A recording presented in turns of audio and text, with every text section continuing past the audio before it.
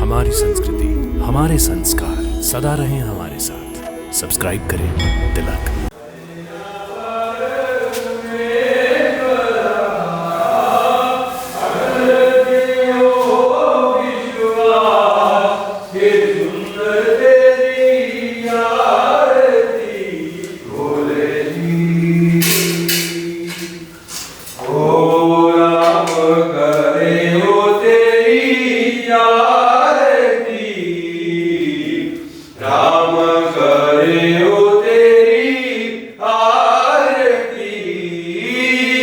सीता करे अरदास के सुंदर तेरी आरती बोले। जय श्री राम, जय भोलेनाथ। आपका हमारे कार्यक्रम दर्शन में हार्दिक अभिनंदन। भक्तों, आज हम आप सबको अपने इस कार्यक्रम के माध्यम से दर्शन करवाने जा रहे हैं एक अति प्राचीन गुफा मंदिर के। इस मंदिर का इतिहास त्रेता युग से जुड़ा हुआ है, तो आइए दर्शन करते हैं इस प्राचीन और दिव्य जामवंत गुफा मंदिर के। ये गुफा जम्मू के मोहल्ला पीर मिठा रास्ते पर स्थित है।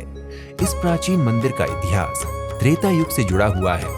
त्रेता में जब भगवान श्री राम जी ने लंका पर चढ़ाई कर रावण सहित सभी राक्षसों का वध कर दिया और भगवान अयोध्या जी आ गए, तब जामवंत जी ने भगवान के सामने अपनी अभिलाषा प्रकट की।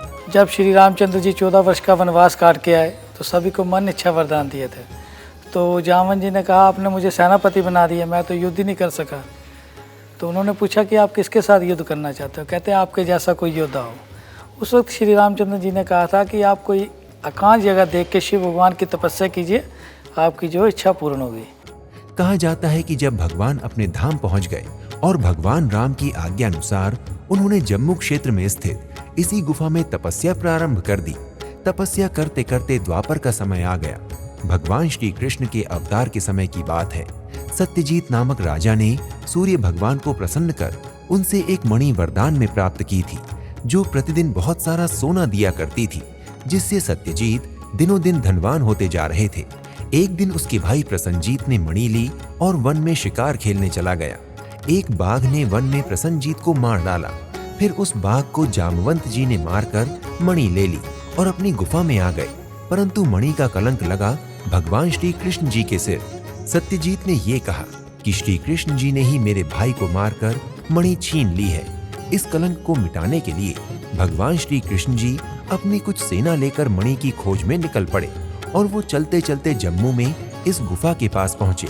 भगवान श्री कृष्ण जी ने गुफा में प्रवेश किया तो उन्हें गुफा के अंदर एक युवती दिखाई पड़ी, जो मणि को उछालकर उससे खेल रही थी। ये जामवंत जी की पुत्री जामवंती थी। भगवान ने उससे मणि लेना चाही तो जामवंत ने कहा कि मुझसे युद्ध करके ही तुम मणि ले सकते हो। और इस प्रकार जामवंत जी के साथ भगवान श्री कृष्ण जी का 27 दिन तक युद्ध होता रहा।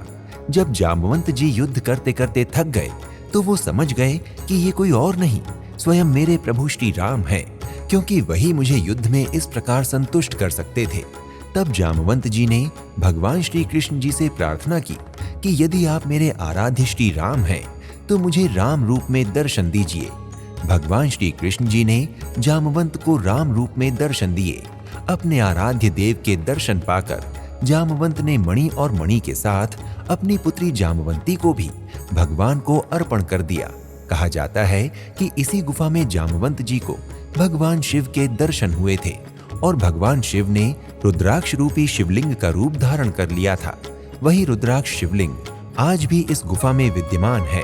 भक्तों, यदि आप जामवंत गुफा मंदिर की यात्रा करने की योजना बना रहे हैं तो शीघ्र ही अपनी यात्रा का श्री गणेश करें और श्री राम जी की कृपा से अपनी मनोकामनाएं पूर्ण करें।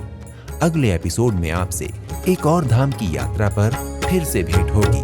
प्रणाम। जय श्री राम, जय भोलेनाथ। इति शुभम।